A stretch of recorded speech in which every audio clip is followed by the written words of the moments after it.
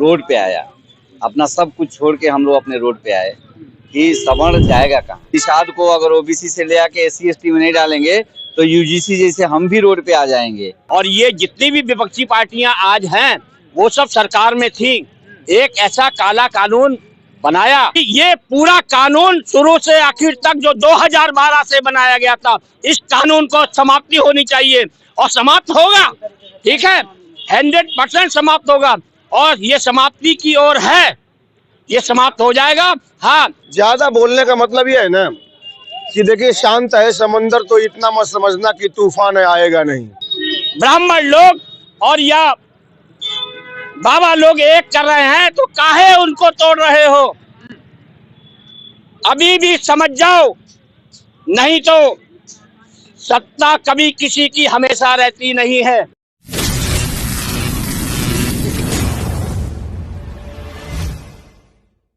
नमस्कार, मेरा नाम है शशिकांत और आप देख रहे हैं बीसीसी न्यूज।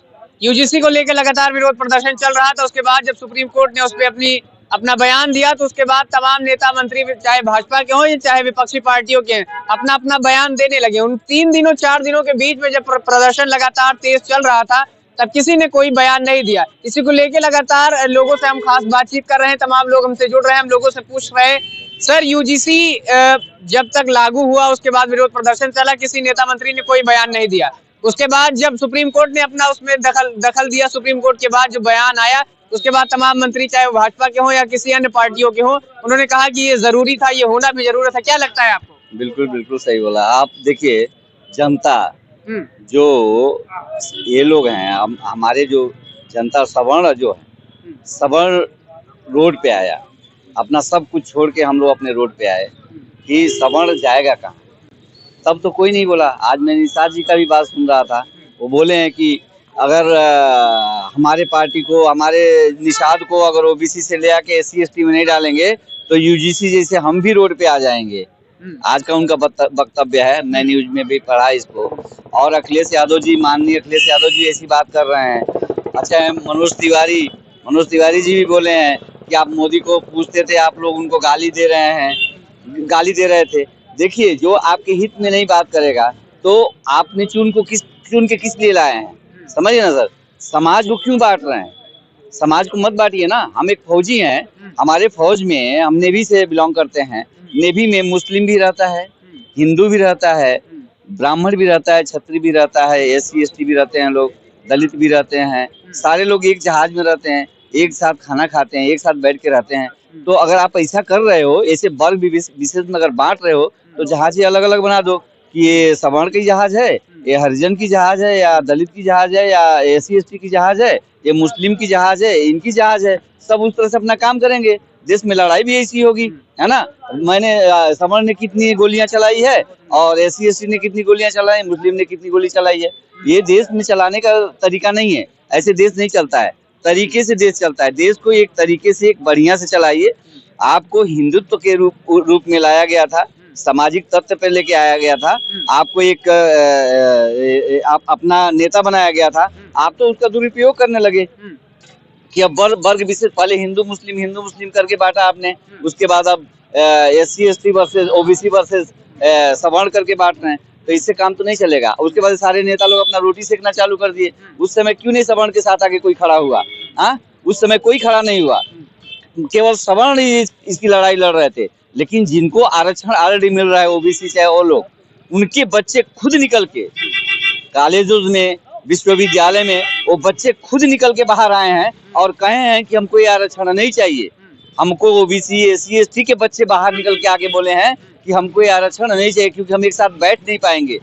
बच्चों को एतराज नहीं है, लेकिन आप बच्चों को अलग बैठाना चाहते हैं। बताइए, ये कौन सी कास्ट के हैं, वो कौन सी कास्ट, आप कौन सी कास्ट के, हम कौन सी कास्ट के? हम साथ में बात कर रहे हैं। अगर आप हमसे पूछे हमारे कौन सी कास्ट के, हम उधर से चले जाएं तो अच्छी बात होगी कि इस तरह से प्रधानमंत्री हम लोग तो उनसे बहुत कम ये हैं, ओहदे में भी कम है, हर चीज में कम है। हम लोगों की बुद्धि आ सकती है, उनके पास इतना दिमाग नहीं आ सकता। वो देश चला रहे हैं ना, देश चला रहे हैं, पूरा देश विदेश में देख ही रहे हैं। अभी जिनपिंग थे, वो उनका भी अभी हालत खराब होने वाला था। इतना बड़े नेता है वो, उनको भी तख्ता पलट होने वाली थी। बांग्लादेश का हालत देख रहे हैं, तो ये नहीं सोचें कि वो एकदम सूत्रधार हैं, कर्णधार हैं यहाँ पे।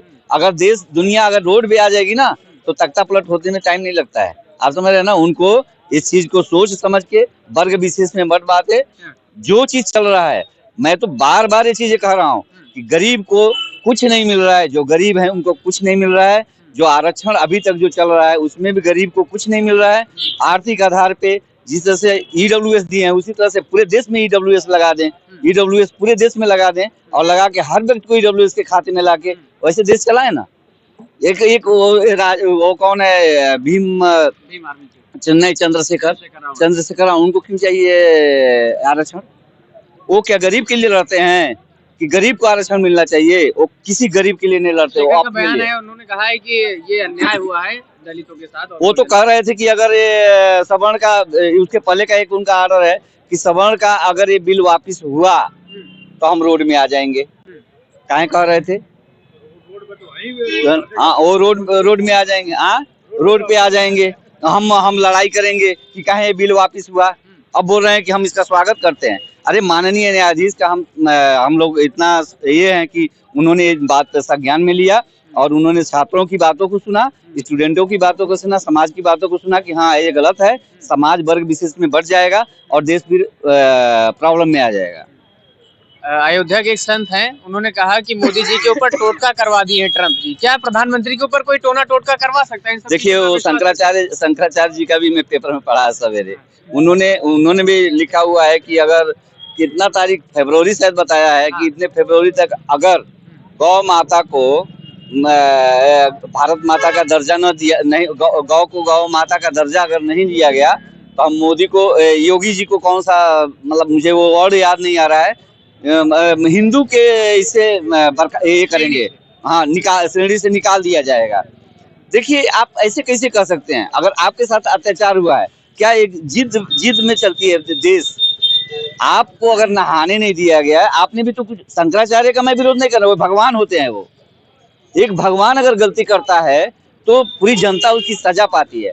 अगर उन्होंने गलत किया है तो अगर गलत कर रहे हैं तो उनको भी सोचना चाहिए कि अगर ये रास्ता बंद है तो रास्ते को क्यों तोड़ रहे हैं आप? नहीं तोड़ के जाना चाहिए ना। शंकराचार्य के हिसाब से हम लोग चलते हैं, उनको भी ये चीज का जिद नहीं पकड़ना चाहिए। हाँ, आप अल्टीमेटम दीजिए कि इसको, आप अपना संज्ञान दीजिए कि इसको गौ माता के दर्जे में लिया जाए। आप एकदम अल्टीमेटम देखिए कि नहीं तो इसको श्री राम तिवारी में हूँ तो नहीं, आप ऐसा काम नहीं करेंगे तो आपको तिवारी से बना दिया जाएगा। ऐसे थोड़ी होता है सर, देश ऐसे नहीं चलता है ना। आप पत्रकार महोदय हैं तो अब मैं कहूँ कि आप ठीक से नहीं करते तो आपको मैं ये बना दूंगा, तो ये गलत बात है। शंकराचार्य जी का सब रिस्पेक्ट करते हैं, उनको साथ जो जाति हुआ उस पर भी हम लोग संवेदन तरीके से हैं, सब लोग ये सोच रहे हैं। लेकिन उनको ऐसे वर्ड मैंने पेपर में पढ़ा, मेरे को दुख हुआ कि ऐसे कैसे एक देश के मुख्यमंत्री के बारे में कैसे बोल सकते हैं जो देश के प्रदेश को देख रहा है। आप ऐसे नहीं बोल सकते हैं, है ना। हम लोगों के साथ जाती हुई है, हम जानते हैं हमारे साथ जाती हुई, लेकिन हम ये चाहते हैं कि किसी को कोई वर्ग विशेष लेके किसी चीज को आहत न करे और बढ़िया से काम करे सर। परसों अखिलेश यादव जी से बातचीत में मीडिया पर्सन ने बात की तो उन्होंने कहा कि यूजीसी में जो यानी निर्दोष है उनके साथ अन्याय ना हो पाए और जो दोषी हैं वो बचे ना। उसके साथ ही उन्होंने एक बात और जोड़ी, उन्होंने कहा कि मैं योगी जी को नहीं जानता, यानी मैं नहीं मानता कौन योगी है। एक कोई योगासन था वो शायद नहीं कर पाए, तो उस वीडियो का जिक्र करते हुए उन्होंने कहा कि मैं नहीं मानता वो योगी है, अगर योगी है तो साबित करके दिखाएं। नहीं, योगी वो योगासन पे वाला जो आसन कर रहे थे, एक पैर पे खड़ा होना, वायरल वीडियो, तो हाँ वायरल जरूरी है। एक योगी हो तो करना जरूरी है। अगर वो मुख्यमंत्री थे या ये हैं, क्या नाम है, अपने अखिलेश यादव जी, जो काम वो करके, अगर वो मान लीजिए को खड़ा होकर करके दिखा देंगे। योगासन में ऐसी चीजें हैं, ऐसी चीजें योग में होती हैं जो करेगा तो आदमी वहीं पे, अगर नहीं ढंग से कर गया तो कोई नस अगर इधर से हो गई तो वहीं पलट जाएगा। तो ऐसे कैसे कर सकते हैं? योग, वो सारे योग के सारे आसन जानते हैं। योगी मतलब ये नहीं कि उसको योग आना चाहिए, ये कोई मतलब नहीं है।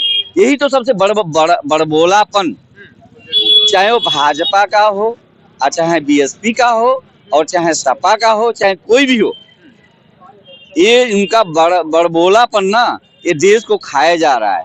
ये चीज को आप इतना बढ़िया से क्वेश्चन कर रहे हैं, उसका मैं बेबाकी से जवाब दे रहा हूँ। ये जो बड़बोलापन न करे, देश को बांटने का कोशिश न करें, क्योंकि अब अलग अलग पार्टियां बने, अखिल भारतीय सर्वजन हित पार्टी भी बन चुकी है, सारी पार्टियां बन चुकी हैं, और इन लोगों का गोला साफ हो जाएगा अगर इस तरह से बड़बोलापन करेंगे तो। देश समझ चुका है कि आप कौन सी भाषा बोल रहे हो, कौन सा भाषा यूज कर रहे हो। क्या करना चाहते हो, देश की जनता के साथ क्या करना चाहते हो। जब स्टूडेंट बाहर आ गए, आपके आरक्षण वाले खुद जिनको आरक्षण मिल रहा है, बच्चे जब बाहर आके बोल रहे हैं कि हमको नहीं चाहिए आरक्षण, आप कौन होते हैं आरक्षण लागू करने वाले? वो तो हटा रहे हैं आरक्षण। आप चिल्लाओ हमको आरक्षण है, वो बोल रहे हैं हमको आरक्षण चाहिए नहीं। इसी सिलसिले में मायावती जी का भी बयान है, उन्होंने कहा सवर्णों को किसी के बाटी चोखे की जरूरत नहीं है। इस पे क्या मायावती जी तो ये होने के बाद निकल के वो भी आई है ना। हम लोग तो चिल्ला रहे थे, कि मायावती जी आए और बाहर आके निकले, सारे सवर्ण उनके साथ जाएंगे। कहाँ निकल के आई? वो तो तब तक तो निकल के वो भी नहीं आई। सारे यही एक चिट्टे बिट्टे हैं, सब एक मजे हुए खिलाड़ी हैं। इन खिलाड़ियों के साथ पत्रकार महोदय सब नहीं खेल पाएंगे। हमको पता है, हमने भी फौज में 38 साल रोटियां बेली है। हमको पता है कि लोग कैसे होते हैं, किस तरह के लोग होते हैं। हम लोग पक्षपात नहीं करते हैं, लेकिन ये लोग यहाँ से पक्षपात करा देते हैं। लेकिन फौज में तो है ना, डिसिप्लिन में लोग रहते हैं, किसी की हिम्मत नहीं कि ऐसा कुछ बोल दे। आप समझ रहे हैं ना, इसका कोई प्रॉब्लम नहीं होता है, कहीं कुछ प्रॉब्लम नहीं है। ये तथाकथित तत्व जो हैं, ये अपने में यहीं पे देखिए, यहीं पे आप तो थोड़ा लेट आए, यहीं पे लड़ाई हो जा रही थी। एक दूसरे से लड़ जा रहे थे। जब सवर्ण अगर बोल रहे हैं तो दूसरे जो जिनको आरक्षण मिल रहा है वो लोग लड़ाई कर ले रहे हैं कि भाई ये बड़ा अच्छा हुआ है, बड़ा अच्छा हुआ है, अब पता चल रहा है। ऐसा कुछ नहीं। हम लोगों को तो क्या मिला है बताइए, सवर्ण को क्या मिला है आज तक? आप बताइए, सवर्ण को किस कैटेगरी में रखा गया है? एक EWS दिए हैं, उसका भी प्रमाण देना पड़ता है कि 3 लाख से ज्यादा अगर आपका हो, 1 रुपया ज्यादा है तो आपको सर्टिफिकेट नहीं मिलेगा, आपको इससे देखा जाएगा। हर साल आपको रिन्यूअल करा के देना पड़ेगा। किस कैटेगरी में घर मिलता है क्या एक सवर्ण को? गरीब ब्राह्मण नहीं है क्या? गरीब सवर्ण नहीं है क्या? बताइए, उनको काहे न घर देते हैं? उनको भी इसलिए मतलब आर्थिक आधार पे आरक्षण हो और जो गरीब को इसका लाभ मिले, इसी का मैं स्वागत करूंगा। और इसके आगे मैं क्या कहूँ आपसे, और कुछ हो तो पूछिए, बताते हैं। अखिलेश, अब ये बता दीजिए, सबसे जुड़ा है 27 आने वाला, ये बता दीजिए क्या लगता है अखिलेश यादव जी के लिए क्या सोचते हैं आप, क्या हो सकता है आगे? क्या अखिलेश यादव जी आएंगे या कोई मतलब है नहीं उनकी बयानबाजी करने? देखिए, अभी तो भाजपा का भी कोई मतलब नहीं है। जो सवर्ण के साथ किया है तो भाजपा का भी कोई मतलब नहीं। कहीं ना कहीं लगता नहीं है आपको सवर्ण बहुत ज्यादा अंदर से दुखी हो चुका है? कहीं न कहीं लगता है सर, मैं खुद सवर्ण हूँ। लगता क्या है सर, बहुत दुखी है। हमारे बच्चे विश्वविद्यालय में पढ़ते हैं, हमारी डॉटर खुद लॉ कर रही हैं। उन्होंने बताया कि हमारे क्लास में ऐसा सिचुएशन हो गया था कि हम सारे अलग अलग जब बैठने लगे तो बच्चों ने विद्रोह कर दिया कि नहीं, हम एक साथ बैठेंगे। वही तो मैं आपको कहानी बताया अभी कि जब स्टूडेंट नहीं कह रहे हैं कि हमको आरक्षण से, तुम कौन होते हो आरक्षण में बांटने वाले? तुमको नहीं, हमको नहीं रहना है, ऐसे बैठना है। आप समझ रहे हैं ना?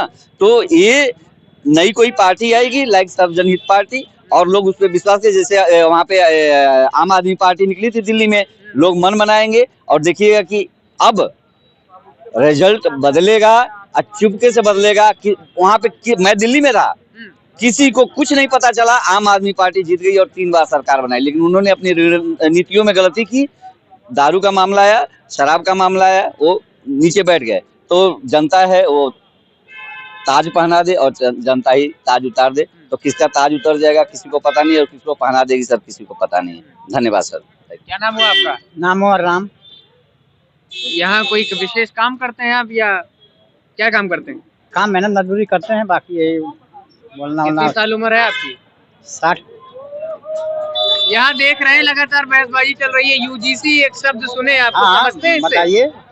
हाँ, UGC क्या है?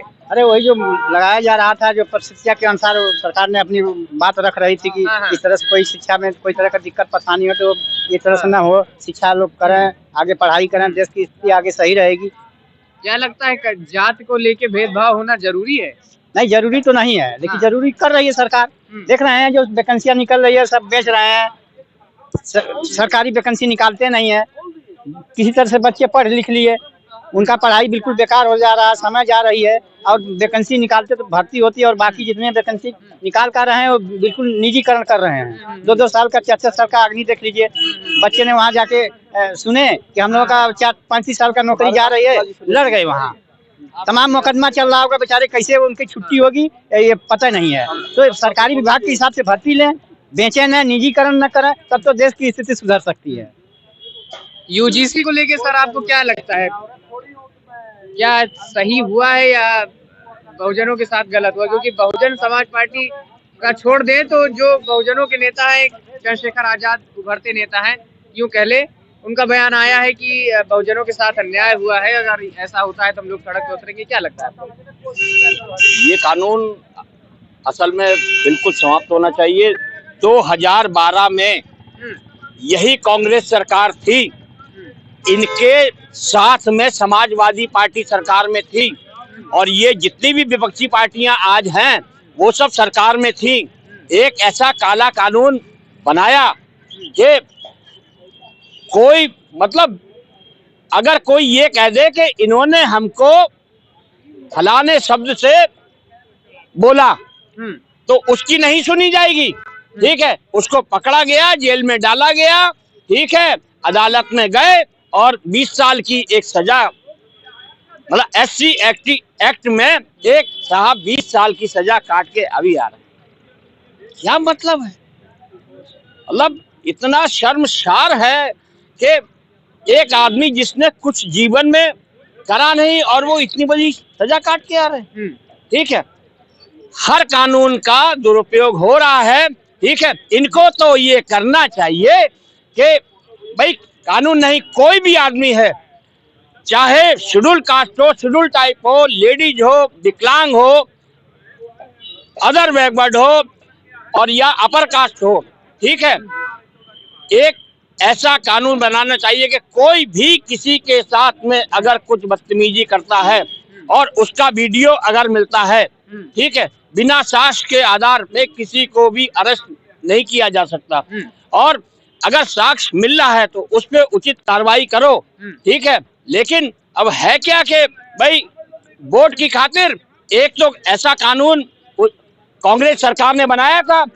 अब बहुत से लोग इस समय, कुछ कांग्रेसी, कुछ समाजवादी, कुछ बहुजन समाज के लोग, ठीक है, इस समय आके कैमरे पे टर टर कर रहे हैं कि भैया ये कानून ऐसा आया वैसा आया। पहले तुमने कौन सा बनाया था 2012 में? ठीक है, हजारों लोग जेल में चले गए। ठीक है, बच्चे पढ़ने जाते हैं कि जेल के लिए जाते हैं। ठीक है, JNU में देख लो, ब्राह्मण भारत छोड़ो, बनिया भारत छोड़ो। तो कहने का मतलब है कि ये पूरा कानून शुरू से आखिर तक जो 2012 से बनाया गया था, इस कानून को समाप्ति होनी चाहिए और समाप्त होगा। ठीक है, 100% समाप्त होगा और ये समाप्ति की ओर है, ये समाप्त हो जाएगा। हाँ, आपस में वैमनस्य नहीं होना चाहिए, सबको साथ में रहना चाहिए। आज तो हमारे बाबा हैं, संत हैं, कथावाचक हैं, एक नारा लगा रहे हैं, जाति पात की करो विदाई, हिंदू हिंदू भाई भाई। ठीक है, लेकिन कुछ ये राजनेता जिनको चुल्लू भर पानी में डूब मरना चाहिए अपनी राजनीति के कारण, अरे हिंदुओं को तो एक हो जान दो भैया। अगर हमारे कथावाचक, हमारे ब्राह्मण लोग और या बाबा लोग एक कर रहे हैं तो काहे उनको तोड़ रहे हो? अभी भी समझ जाओ, नहीं तो सत्ता कभी किसी की हमेशा रहती नहीं है। ठीक है, और हमको भाजपा से बैर नहीं है, लेकिन मोदी से बैर हो गया है। मोदी को जाना पड़ेगा और योगी को आना पड़ेगा। 2029 में योगी जी के लिए रास्ता साफ कर दिया है मोदी ने। प्रधानमंत्री बनाने वाले हैं। हमने ऐसा कुकृत्य कर दिया है, अब योगी जी आप इस कुकृत्य को धो देना भाजपा के लिए और प्रधानमंत्री हम आपको बनाएंगे। जय श्री राम। क्या कह रहे हैं आप, ज्यादा बोल दिए? ये ज्यादा बोलने का मतलब ये है ना कि देखिए, शांत है समंदर तो इतना मत समझना कि तूफान आएगा नहीं। ये गाना चलता है। तो सवर्ण समाज जो है ये कभी भी नहीं कहता है, या ये कहने का अधिकार ही नहीं है किसी को, न जनरल कैटेगरी को, न OBC को, न SC को, कि आप भारत छोड़ो। JNU में जो नारा लग रहा है कि ब्राह्मणों भारत छोड़ो, राजपूतों भारत छोड़ो, सवर्णों भारत छोड़ो, ये कहने का अधिकार नहीं है, लेकिन वो कह रहे हैं कि ये संवैधानिक अधिकार है। तो बताइए उस संविधान में प्रश्न चिन्ह उठाया जाए क्या? अगर संविधान उनको अधिकार दे रहा है कि सवर्णों भारत छोड़ो, ये कहने का उनको अधिकार है, वही हम अधिकार अपना दे तो कहते हैं कि नहीं ये असंवैधानिक है। गलत यहाँ पर है। ये देश सबका है, इस देश में सबको रहने का अधिकार है। देखिए, जीवन यापन के लिए जो मूलभूत आवश्यकता है, शिक्षा, स्वास्थ्य, इस पर सरकार को ध्यान रखना चाहिए। यही सरकार यूजीसी ला सकती है, लेकिन इस सरकार से कह दिया जाए कि शिक्षा को मुफ्त कर दिया जाए, निःशुल्क कर दिया जाए। इसी सरकार से कह दिया जाए कि स्वास्थ्य को निःशुल्क कर दिया जाए। चिकित्सा न होने की वजह से, इलाज न होने से लोग मर जाते हैं, उस पर ध्यान नहीं होता है। उस पर ये बवंडर नहीं होता है देश में, चाहे वो दलित हो, चाहे ओबीसी हो, चाहे सवर्ण हो। हमारे ही समाज का, हमारा ही देश का नागरिक मर जाता है इलाज के बिना। माताएं बहनें मर जाती है प्रसव पीड़ा से। शिक्षा से वंचित रह जाता है कोई लड़का, उस पर बात नहीं करेंगे। बात करेंगे जातिवाद पर, लेके चलेंगे परिवारवाद को। राजनीति का ये स्तर नहीं होना चाहिए। इतना स्तर अगर गिर गया है तो भाई तुम गिर जाओ, धस जाओ, मर जाओ। यहाँ भाजपा सपा कांग्रेस की बात नहीं है। बात यहाँ है कि देश के हित में जो हो उस पर आप काम करिए। देश के विरोध बोलिए नहीं, देश के विरोध में कानून मत लाइए। जो नीचे तबके का आदमी है उसको ऊपर आने का अवसर दीजिए, मौका दीजिए। यही मोदी जी कह रहे थे कि आपदा में अवसर लाने का प्रयास किया जा रहा है। यही माननीय मोदी जी कहते थे कि आत्मनिर्भर भारत की तरफ ले जाएंगे। यही माननीय मोदी जी कहते थे कि हम विकसित भारत की परिकल्पना को सच करेंगे। आज उन्हीं मोदी जी के लिए हिंदू में बांट दिए। पूछिए, हिंदू में बांट दिए प्रधानमंत्री जी जो है, क्यों बांट दिए? हिंदू में बांटा नहीं जा सकता है, वो बांटने का प्रयास कर रहे हैं। भाई मुगल आए वो भी यही काम किए, अंग्रेज फिरंगी आए वही फूट डालो शासन करो। अगर वही उन्हीं की नीति आप भी मोदी जी अपनाएंगे तो फिर आप देश में रह के, देश का प्रतिनिधित्व करके, देश का नेतृत्व करके कैसे आपको समझा जाए? आप जब आए, जिस गर्मजोशी से आपका स्वागत पूरा देश ने किया, जिस तरह से विश्व पटल पर आपकी छवि बनी, वही छवि 2 मिनट में, 3 दिन में, 72 घंटे में माननीय मोदी जी की छवि को धूमिल होना पड़ा। उनके कृत्यों से, उनके डिसीजन से। एक निर्णय, कहते हैं कि एक मछली, गंदी मछली पूरे तालाब को गंदा कर देती है, तो उनके जीवन का एक ये निर्णय यूजीसी उनकी छवि को गर्त में मिला दी और इसे फर्श फैला दी। अगर अब भी चेतेंगे नहीं, उसको खत्म नहीं करेंगे, उस पर विचार नहीं करेंगे, उसमें बदलाव नहीं लाएंगे, तो जो बची खुची अस्तित्व वो भी खत्म हो जाएगा। हिंदू से लड़ेगा नहीं, कतई नहीं लड़ेगा। मैं सभी हिंदू भाइयों से कह रहा हूँ, चाहे वो सवर्ण का हो, ओबीसी का हो, एसटी का हो, आपस में बिल्कुल नहीं लड़ना है। ये राजनेताओं को, ये जो राजनीति की रोटी सेक रहे हैं हम लोग के नाम पर, जात पर, धर्म पर, उनको जवाब देना है, मिलकर जवाब देना है। हम उनको उखाड़ फेंकेंगे जो इस तरह के लड़ाने का काम, बांटने काम करेंगे, चाहे वो देश का छोटे पद पर हो या बड़े पद पर हो, चाहे वो विधायक हो, चाहे सांसद हो, चाहे मंत्री हो। हम उसको भी जवाब देंगे, लेकिन बटेंगे नहीं। हम मुट्ठी बांध के रहेंगे, लड़ेंगे, संघर्ष करेंगे। मोदी जी इतना कुछ कर रहे हैं, लेकिन एक कानून आने यानी यूजीसी के आने पे मोदी जी को तेली बोल देना कहीं ना कहीं ठीक लगता है, गलत? बिल्कुल बिल्कुल। जो प्रधानमंत्री महोदय से जनता जनार्दन को तेली बोल के, हम लोग तो पढ़े लिखे व्यक्ति, हम लोग तो नहीं बोले राजनीति करने वाले व्यक्ति, लेकिन आम पब्लिक, क्रोध है, पब्लिक क्रोध है, जनमानस में क्रोध है, वह लोग नहीं बर्दाश्त कर पाए होंगे। जिन लोग बोल दिए, गर्मामयी शब्द बोलना चाहिए जो है। हम लोग तो देखिए अभी भी जन आक्रोश में रहते हुए भी जो हम लोग प्रधानमंत्री शब्द का इस्तेमाल कर रहे हैं। हमारे प्रधानमंत्री महोदय, हमारे प्रधानमंत्री जी, भारत के प्रधानमंत्री जी, हम लोग शिष्टाचार में रहते हैं। शिष्टाचार का आदमी कभी अशब्द भाषा का प्रयोग जो है नहीं करेगा। तो प्रधानमंत्री जी विश्व गुरु से लेकर के, धर्म गुरु से लेकर के सब हम लोग प्रधानमंत्री जी को कर दिए जो है। लेकिन आज ये स्थिति हो गई यूजीसी के मामले को लेकर कि आज प्रधानमंत्री जी का नाम सुनना ही जैसे करेजा हिल जा रहा है। नुकसान हो सकता है मोदी जी को? नुकसान हो गया, हो सकता नहीं, हो गया जो है, हो गया, एकदम हो गया है। क्या बात कर रहे हैं? हो गया भाई। उधर शंकराचार्य का मामला आ गया, इधर यूजीसी का मामला आ गया। यही से भारतीय जनता पार्टी समाप्तवादी हो गई जो है। कोई भारतीय जनता पार्टी का नाम लेने अब जो है लेने लायक बचा नहीं है जो है। सब लोग यही कर रहे, करे बाहर प्रधानमंत्री जी आप ये क्यों कर दिए ला करके? कौन वाली कुर्सी खाली होगी, कौन जाएगा? यहाँ से कोई जाएगा? वही तो प्रधानमंत्री जी की स्कीम थी। योगी जी को उत्तर प्रदेश, यानी वो खाली करेंगे तो यहाँ से जाएंगे। हम लोग उत्तर प्रदेश की जनता, भारत की जनता यही कह रही थी कि मोदी जी को हटने के बाद हमारे परम पूज्य योगी आदित्यनाथ जी भारत के प्रधानमंत्री बनेंगे। हमारे योगी जी को डाउन करने के लिए, उत्तर प्रदेश के मुख्यमंत्री को डाउन करने के लिए ये केंद्र में खेला खेल दिया गया जो है। कौन कौन है कुछ पता है? शामिल कौन कौन है? माननीय प्रधानमंत्री और गृह मंत्री दोनों लोग, यही दोनों लोग खेला खेल दिए उत्तर प्रदेश के मुख्यमंत्री के ऊपर। जो कोई लड़ाई वड़ाई है क्या इन लोग की? अंदर बहुत कलह चल रही है। काहे चीज का कलह है? हर चीज का कलह चल रहा है। अभी देखिए प्रयागराज मेले में शंकराचार्य जी के ऊपर जो है अच्छा, हाँ, सरकार जो है आरोप लगाई। हाँ, शंकराचार्य जी ने मुख्यमंत्री जी को क्या क्या नहीं कह दिया जो है। हाँ, हाँ, औरंगजेब और हुमायूं का बेटा भी बना दिया जो है। हर एक चीज चली जो है। वही जो है शंकराचार्य जी को केशव मौर्य जी डिप्टी सीएम जाकर के कहते परम पूज्य, और ये बिल्कुल सही है। वो शंकराचार्य हैं, परम पूज्य हैं, दंडी हैं। सनातन का अपमान नहीं होना चाहिए था, लेकिन केंद्र के निर्देशानुसार कथित कर्मचारी लोग शंकराचार्य को रोकने का काम किए, बदनाम करने का काम किए जो है। और आज वही सनातन कर रहा है। सनातन का अपमान नहीं सहेगा हिंदुस्तान जो है, ये नारा लग गया। सनातन का अपमान नहीं सहेगा हिंदुस्तान जो है। अब ये सनातन जाग चुका है। भारतीय जनता पार्टी के बहकावे में आने वाला ये सनातन नहीं है। और ये सनातन और यूजीसी, ये दो मामला सनातन के नाम पर जो है आकर के भारतीय जनता पार्टी को खत्म करने का काम करेंगे जो है।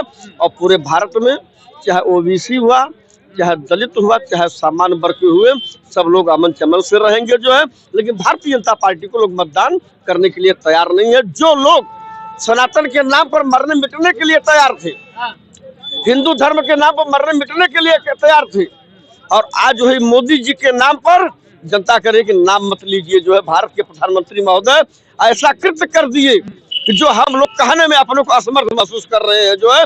यही जनता विश्व गुरु कहती थी, और यही जनता जो है उनका नाम लेने में जो है पाप का भागी बन जा रही है। इस वास्ते भारत की जनता भारतीय जनता पार्टी को वोट नहीं करेगी जो है। और जिस गर्व से वोट लोग करते थे वह गर्व जो है हो चुका जो है। आत्मा नहीं भारतीय जनता पार्टी को वोट देने के लिए कह रही है जो है। एक कानून के आने से मोदी जी को इतना विरोध झेलना पड़ रहा है, क्या लग रहा है आपको? वहाँ वाली कुर्सी खाली होगी, कोई यहाँ से जाएगा या और कहीं से आएगा? देखिए, भारतीय जनता पार्टी की सरकार में पिछड़े और दलितों का बहुत पहले से शोषण हो रहा था, आज भी हो रहा है। और सबसे बड़ी बात है, सरकार आई थी तो कही थी 2 करोड़ लोगों को प्रतिवर्ष रोजगार देंगे, देश से भ्रष्टाचार समाप्त करेंगे, देश से महंगाई समाप्त करेंगे। लेकिन ये स्वयं भ्रष्टाचार में लिप्त हो गई। आप ये बताइए, जल जीवन मिशन एक इनका चलता है, उसमें घोर भ्रष्टाचार हो रहा है। और चरखारी के विधायक ब्रजभूषण राजपूत जी उठाए सवाल, स्वतंत्र देव सिंह को घेर के जो है अपनी बात कहे, जनता की आवाज को कहे, और वो घेर लिया उनको। और जो स्वतंत्र देव सिंह जी के इस विभाग में घोर भ्रष्टाचार पूरे प्रदेश में है। पता नहीं और विधायक क्यों नहीं आवाज उठा रहे हैं। लेकिन ब्रजभूषण राजपूत जी जिंदा हैं तो जिंदा नजर आए। कम से कम उन्होंने आंख कान खोलने का काम किया कि आपके सरकार में घोर भ्रष्टाचार हो रहा है। माननीय योगी आदित्यनाथ जी, आपकी सरकार में घोर भ्रष्टाचार हो रहा है। तो ये सब हम लोग भी आज से नहीं, बहुत दिनों से कह रहे हैं कि जल जीवन मिशन फेल है और इसमें घोर भ्रष्टाचार हो रहा है। टंकियां बन गई, पानी नहीं पहुंच पा रहा है, और पाइप लीक है, और चक्रोट और रोड खोद दिए गए हैं, उसको बनाया नहीं जा रहा। तो इस तरह का कांड हो रहा है, तो इस पे ध्यान दीजिए, लेकिन नहीं दे रहे हैं। और जहां तक भारतीय जनता पार्टी के यूजीसी का सवाल आप कर रहे हैं, यूजीसी ये ब्राह्मण समाज या सवर्ण समाज को सोचना चाहिए कि यूजीसी से किसी निर्दोष को नहीं फंसाना चाहिए और न किसी दोषी को बख्शा जाना चाहिए। लेकिन सवर्ण समाज को भी सोचना चाहिए, किसी दलित समाज या पिछड़े समाज के बच्चों को अपमानित प्रताड़ित नहीं करना चाहिए, समरसता बनाए रखना चाहिए। और ये कानून जो बना रहे हैं, कानून तो बनाते हैं चिकित्सा, शिक्षा, स्वास्थ्य, रोजगार से ध्यान भटकाने के लिए इस तरह का कानून बना दिए। आपको बता दें मूल समस्या कहाँ थी। देश में 45 केंद्रीय विश्वविद्यालय हैं, जिसमें एक अनुसूचित जात, एक अनुसूचित जनजात और 5 पिछड़े वर्ग के कुलपति बनाए गए हैं, जबकि 38 जो है सवर्ण समाज के कुलपति बनाए गए हैं। आप ये बताइए कि कम से कम पिछड़ा और दलित को 25 जो है विश्वविद्यालयों में कुलपति बनाना चाहिए था, वो नहीं बनाए। फिर जब असिस्टेंट प्रोफेसर और प्रोफेसर की भर्ती होती है तो उसमें कह देते हैं कि योग्य उम्मीदवार नहीं पाया गया, नॉट फाउंड सुटेबल कैंडिडेट करके उनको किनारे कर देते हैं और सवर्णों की भर्ती कर लेते हैं। और 68% बैकलॉग जो है पिछड़े और दलितों का जो है अभी भी खाली है, भर्ती नहीं करते। वहाँ अन्याय हो रहा है। जब हमारी भागीदारी नहीं रहेगी यूनिवर्सिटियों में पिछड़े और दलितों का, तो उन्हें न्याय कहाँ मिलेगा? जब सारे कुलपति सवर्ण के हैं तो हमारा एप्लीकेशन तो कुलपति के पास ही जाएगा, तो निर्णय तो उन्हें लेना है। तो पिछड़े दलितों को कहाँ न्याय मिल पा रहा? ये तो एक सिगुफा छोड़ दिए कि आपस में उसी में उलझ जाए और मेन समस्या से जनता का ध्यान भटक जाए। मेन समस्या है चिकित्सा, शिक्षा, स्वास्थ्य, रोजगार की समस्या है, उस पर कोई काम कर नहीं रहे हैं मोदी सरकार और ये योगी सरकार। तो ये लोग ध्यान भटकाने के लिए इस तरह करके जनता अब जान गई है, जनता इसका जवाब अवश्य देगी। आपके हिसाब से क्या लगता है, यूजीसी को होना चाहिए यही कानून होना चाहिए, कुछ नया बदलाव होके आना चाहिए? क्योंकि आप ये सवर्णों कुलपति वाली बात तो बहुत सटीक है। देखिए, अब कमेटी बनेगी, कोई डायरेक्टली तो जेल भेज नहीं देगा। कमेटी बनेगी, उस कमेटी में अगर कोई सवर्ण कुलपति है वही तो देगा जाके पूरा सब कुछ कि हाँ भाई ये हुआ है, मैं साइन करता हूँ कि ये पूरा हमारे यहाँ जो प्रमाणित किया गया ये हो गया है, सही बात है। भैया यही तो बात है, हमें न्याय कैसे मिलेगा? आप ये बताइए, न्यायपालिका में जिन लोगों ने ये रोक लगाया है वो किस मानसिकता के लोग हैं?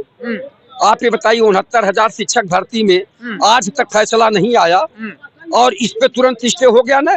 तो ये सोच लीजिए कि जब आपका प्रतिनिधि नहीं रहेगा, हमारा भी एक प्रतिनिधि होना चाहिए था ना। उस जज कमेटी में जो जज लोगों ने फैसला सुनाया उसमें भी एक पिछड़ा या दलित का जज होना चाहिए था। जैसे कुलपति सब जो 45 केंद्रीय विश्वविद्यालय में 38 में जो है सवर्ण समाज के लोग हैं, तो कम से कम जो है हमारा भी तो 25 जो है कुलपति होना चाहिए, तब न हमें न्याय मिलेगा।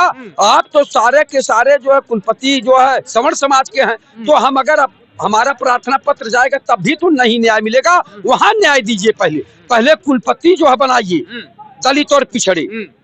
वो बच्चों में लड़ाने की कोशिश मत करिए, बच्चे तो सुधारे जा सकते हैं, लेकिन जो मूल गलती है, मूल भ्रष्टाचार है, उसको सुधारिए ना। असिस्टेंट प्रोफेसर की भर्ती में पूरी भागीदारी दीजिए, जितनी जिसकी हिस्सेदारी उतना उनकी भागीदारी दीजिए, सामाजिक न्याय करिए, तब ने बराबरी का दर्जा मिलेगा, समानता का अधिकार मिलेगा।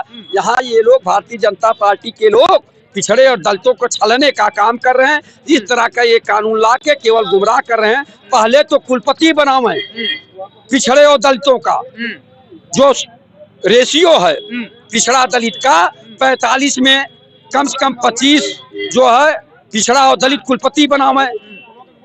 अब क्या किए ये लोग कि 38 कुलपति जो है सवर्ण का बना दिए, तो वही तो अन्याय हो रहा, अत्याचार हो रहा है। तो भैया पहले तो वहाँ सुधार करिए। और जो हम लोगों का बैकलॉग का जो है 68 से जो है 78% तक बैकलॉग है, उसकी भर्ती करिए। उसको आप टालते हैं, उसको कहते नॉट फाउंड सुटेबल कैंडिडेट, यानी योग्य उम्मीदवार नहीं पाया गया, और बाद में सवर्णों की भर्ती कर लेते हैं, वो पढ़ाने लगते हैं, वही लोग सब कुछ हो जाते हैं। तो जो हक मार रहे हैं, जो भ्रष्टाचार कर रहे हैं, इसको पहले रोकिए। यूजीसी कानून में जो भी संशोधन करना है, अब फिर जो है संसद भवन में जाएगा, वो अपना पक्ष रखेंगे, उसमें कुछ सुधार करेंगे। मैं ये चाहता हूँ कि निर्दोष प्रताड़ित न हो और दोषी कोई छोड़ा न जाए। इस तरह का कानून होना चाहिए कि पिछड़े दलित को कोई अपमानित करता हो तो छोड़ा न जाए, और जो निर्दोष हो वो फंसाया न जाए, और उसके ऊपर जो है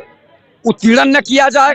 तो इस तरह का कोई कानून बनाया जाए, तब समरसता बनी रहेगी। अब अभी तो ये जो सवर्ण समाज के थे, कहते थे जो राम को लाए हैं हम उनको लाएंगे, जो राम को लाए हैं वही यूजीसी लाए हैं। अब जो है उनको जो है, अब सोच लीजिए प्रधानमंत्री को किन किन शब्दों से नवाज रहे हैं ये लोग। सोच लीजिए, जब ऐसे बड़े पद पे बैठे हुए व्यक्ति को ये लोग पुतला बना के और जला भी रहे हैं, फूंक भी रहे हैं, और जूता चप्पल निकाल के पीट भी रहे हैं चेहरे पे। तो अब सोच लीजिए कि जब ऐसे ऐसे व्यक्ति नहीं छोड़े जा रहे हैं, तो पिछड़ा दलित के साथ क्या अन्याय अत्याचार करते होंगे। सोच लीजिए, शोषक वर्ग जो है अपने में सुधार लाना चाहिए। कि आप बताइए, अब पढ़ा लिखा समाज हो गया, 77 साल देश की आजादी को हो गया, अब तो सुधर जाइए, मानव को मानव समझिए, इंसान को इंसान समझिए। क्या पिछड़ा और दलित में पैदा होना कोई अपराध है? वो भी बच्चे, एक बात बता दें, वो भी बहुत पढ़े लिखे बच्चे होते हैं, टैलेंट उनके पास भी होता है, लेकिन ये जो असिस्टेंट प्रोफेसर और प्रोफेसर होते हैं, रिटर्न में वो टॉपर होते हैं, और इंटरव्यू में और प्रैक्टिकल में उनका नंबर पिछड़े और दलितों का कम कर देते हैं। वो ये भी अत्याचार होता है। आप बताइए, किसको तो रोकिए।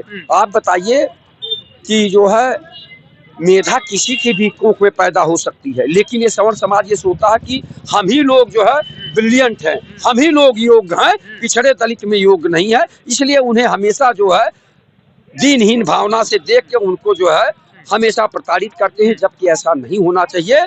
पिछड़े वर्ग में भी एक से एक टैलेंटेड बच्चे हैं, दलित वर्ग में भी है, आदिवासी में भी एक से एक योग्य बच्चे हैं, उनका हक मिलना चाहिए। लेकिन उनका हक ये लोग मार दे रहे हैं, भ्रष्टाचार कर रहे हैं, अन्याय कर रहे हैं। ये रोकना चाहिए, तभी देश एक रहेगा। अभी ये लोग कहते हैं एक रहोगे तो नेक रहोगे, बटोगे तो कटोगे। और हम लोग तो आप बताइए, पिछड़ा और दलित क्या हिंदू नहीं है? आदिवासी हिंदू नहीं है? तो हम लोग तो एक रहने की बात करते हैं। आज एक थे यूजीसी आ गया, ते लोग बांटने का काम कर रहे हैं। तो समझ जाइए ये लोग क्या चाह रहे हैं। तो हम कहना चाहेंगे कि जो है किसी भी समाज को परेशान न किया जाए, पिछड़े और दलितों का हक दिया जाए, यही जो है समानता का अधिकार दें, सब लोग शांति से रहेंगे। अभी रुकिए आप। बहुत बहुत शुक्रिया। मेरा नाम है शशि, देखते रहिए बीसीसी न्यूज।